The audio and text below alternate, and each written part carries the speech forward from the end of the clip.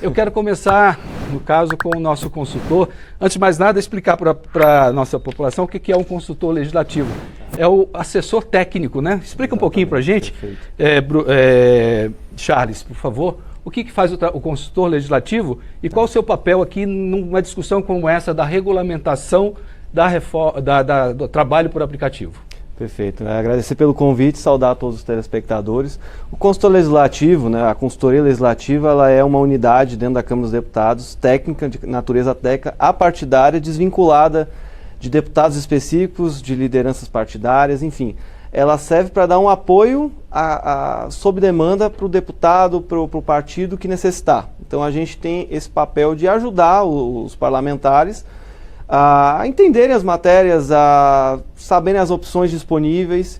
Enfim, diante de um tema como esse, trabalho por aplicativo, um tema muito novo, muito complexo, natural que existam muitas dúvidas e a gente tem essa missão de pesquisar, de captar, diante dos problemas existentes, possíveis soluções e ofertar todo esse arsenal para os deputados decidirem qual é o melhor caminho que eles acham que deve ser adotado. Neste caso aqui temos muitas vertentes e muitas opiniões diferentes, não é isso? Perfeitamente. A gente tem diversos pontos de vista em relação ao trabalho por aplicativo, a gente tem uma visão mais acadêmica, que defende às vezes o vínculo de emprego, muitas vezes, a gente vai ter a visão dos trabalhadores, que alguns defendem o vínculo, mas em geral eles querem uma maior proteção, mais direitos, mas muitas vezes sem até defender o vínculo. Tem a visão das empresas, que de um modo geral se preocupam que uma regulamentação possa prejudicar o modelo de negócio deles.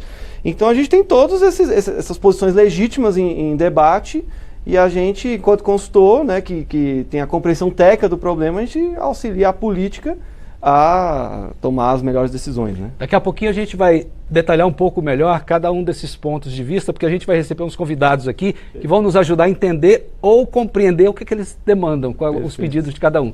E eu quero agora conversar com o nosso outro convidado, Guilherme da Hora Pereira. Você é professor e pesquisador em várias áreas, mas também um pouquinho desse mundo do universo dos aplicativos, não é isso? Seja bem-vindo. Muito obrigado, William. Bom dia a todos, bom dia a todos os telespectadores.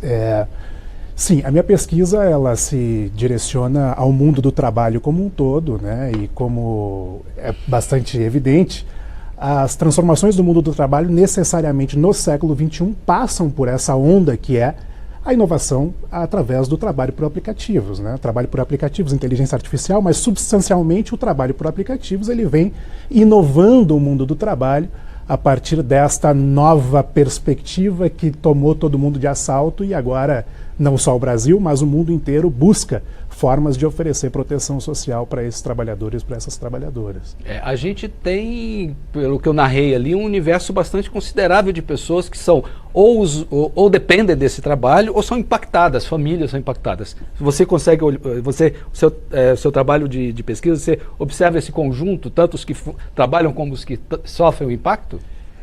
Na verdade, hoje, William, me parece que é impossível ninguém ser impactado pelo trabalho por aplicativos, seja na condição de fornecedor da força de trabalho para essas empresas, que estão espalhadas mundo afora. No Brasil, a gente tem as nossas empresas, que são as maiores empresas que exploram esse trabalho, mas no mundo inteiro tem suas próprias empresas também. Quem não é um fornecedor de força de trabalho para isso, necessariamente eu desafio qualquer pessoa, qualquer telespectador, qualquer telespectadora a me dizer que não é um usuário desses serviços, Então é uma realidade posta dentro das relações de trabalho mundiais hoje, essa forma de organização e de execução do trabalho. Então, evidentemente, os impactos estão aí. E cabe a nós, enquanto pesquisadores, enquanto consultores, enquanto membros dessa comunidade política que debate isso, oferecer uma resposta à sociedade para que a sociedade possa efetivamente proteger essas pessoas. Tentar a melhor resposta possível, Exatamente. Porque, como o Charles havia dito, temos ideias e opiniões completamente distintas, Exatamente, essa é a arte da política, Porque não adianta nós idealizarmos respostas para a sociedade e essa idealização ela ser absolutamente impraticável diante daquilo que é a realidade posta, a realidade material das coisas. Já a gente vai falar melhor do projeto, mas eu já vou para as ruas, porque eu quero saber a opinião de quem já trabalha com isso. Fernanda de Bretanha, daqui de Brasília, o que você traz para nós? Seja bem-vinda. Olá, William França, boa tarde para você, boa tarde para todo mundo que nos acompanha aqui no Participação Popular. Eu estou aqui no centro de Brasília, uma área central, perto aqui da torre de TV, perto a alguns quilômetros do Congresso Nacional, onde você está, e na Câmara dos Deputados, no nosso estúdio. Aqui é um ponto de parada de motoristas de aplicativo do iFood, 99 e tantos outros. É um lugar onde eles vêm para descansar da jornada de trabalho, recarregar o celular e esquentar a comida, enfim, é um ponto de encontro deles aqui e também de descanso. Aqui ao meu lado eu estou com o Carlos Arruda, ele é analista de sistema e motorista por aplicativo. E ele se interessou há um tempo atrás em fazer uma planilha sobre custos, gastos, quanto que o Uber, por exemplo, ganha em cada corrida que ele fazia, quanto que fica para ele. O Carlos Arruda é analista de sistema, então ele se dedicou a isso. Qual foi o motivo? Bom dia, boa tarde, obrigado por estar aqui no Participação Popular. Qual foi o seu interesse? O que levou o senhor a pensar, não, deixa eu ver como é que esse negócio funciona aqui, vou fazer uma planilha? Olha, nós ouvimos muitas conversas de motorista. Olha, o motorista fala assim, o Uber tem prejuízo no Brasil. O Uber rouba o motorista. Então isso é uma coisa que fica martelando na cabeça da gente. Então eu resolvi, através dos dados, inclusive que a Uber fornece de cada corrida, fazer lançamentos de planilha. E cheguei à seguinte conclusão, tá? A Uber não rouba o motorista, tá? Do que a Uber propôs a fazer no Brasil desde que chegou, foi montar um trabalho, né, de logística, né, na área de transportes e pagar. Ela hoje usa o motorista, usa o carro do motorista, né? Então ela paga de todo o faturamento, ela paga 75% para o motorista e ela fica com 25%. Né? Agora, o senhor é analista de sistemas e está como, digamos assim, uma segunda renda através do Uber. Vale a pena? 25% não é muito? Olha, 25% é muito, tá? Para ficar com a Uber, no caso? Ficar com a Uber. Eu acredito que ela poderia trabalhar com taxas menores. Com taxas menores, diminuiria o valor que o cliente paga ou remunerar mais o motorista, que a gente sabe que tudo no Brasil é caro. O combustível é caro, a manutenção dos veículos são caras, né? Mesmo assim vale a pena? Se você contar que eu como uma segunda renda, tá? Que é uma porcentagem muito pouca do que realmente é o motorista de Uber no Brasil. Se você contar que a Uber, né, não exige nada além de uma carteira de motorista e uma carteira de motorista e um veículo, né?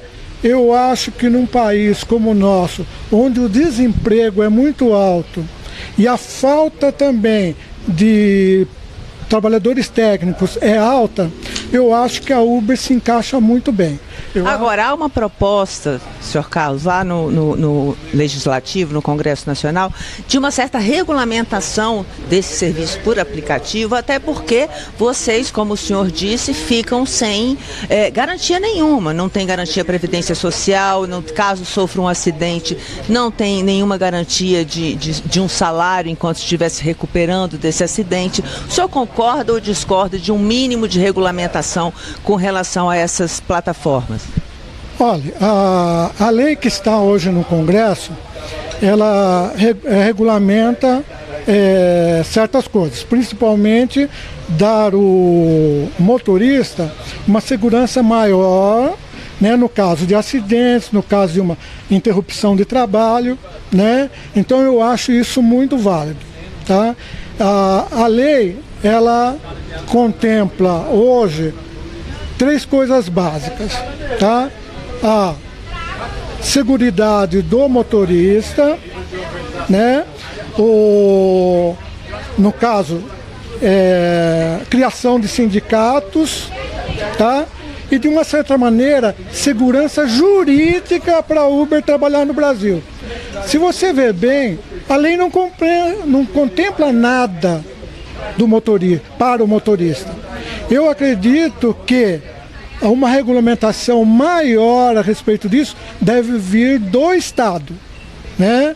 Então, essa lei vai regulamentar a seguridade do motorista, que eu acho importante.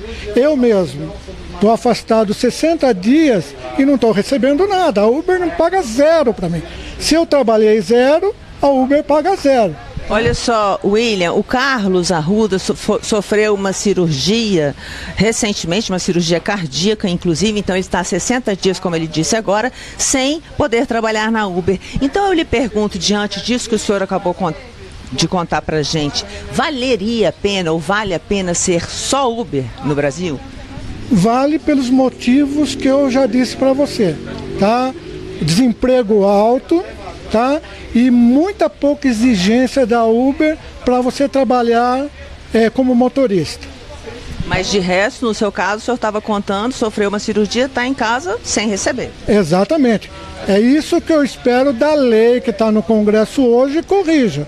Porque no caso de um acidente, eu receberia hoje pela lei 15 dias pela Uber, seja lá qual for o cálculo que eles vão fazer de média, de qualquer coisa, e o restante receberia do INSS. Do INSS, tá? Do valor do INSS. Então eu estaria coberto.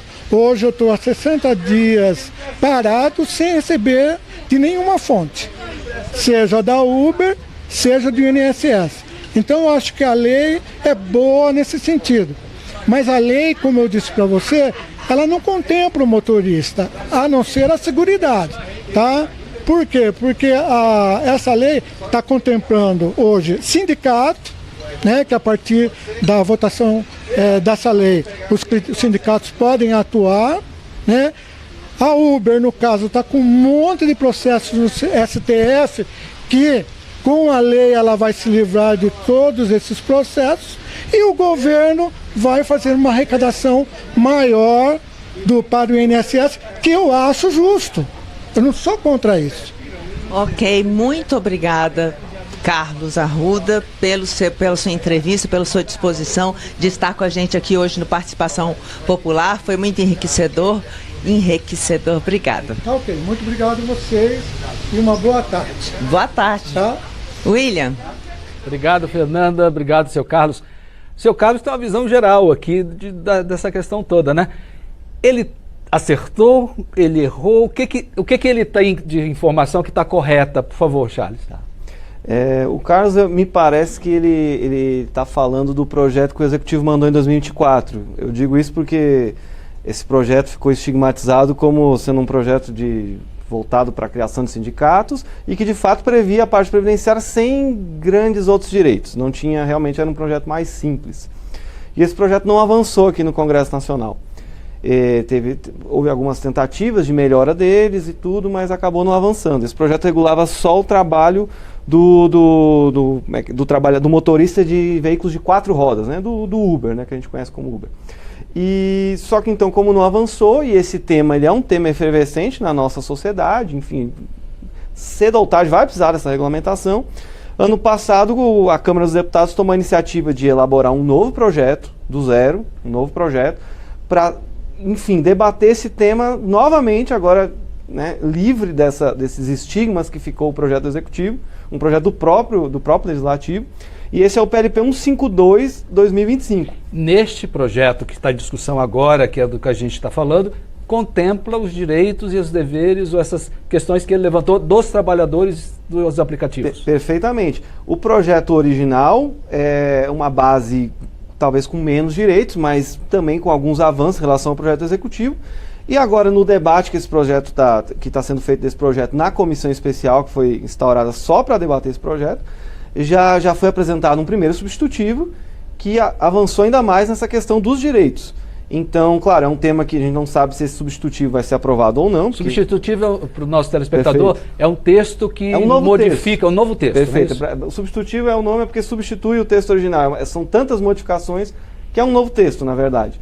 Então, parte ali da base original, do que o relator entendeu que era positivo, e adicionando várias outras questões que tentam resolver os problemas dos trabalhadores. Esses problemas foram levantados em mais de 10, não sei, mas pelo menos 10 audiências públicas que a comissão fez, ouvindo trabalhadores, empresas, especialistas, e tentando, então, esse projeto, esse substitutivo, esse novo texto, tenta resolver pelo menos as questões os maiores problemas de todos esses A trabalhadores. gente então estaria numa terceira versão dessa proposta. Uma terceira versão que, sob o ponto de vista dos trabalhadores, me parece que é mais avançada, resolve mais os problemas dos trabalhadores.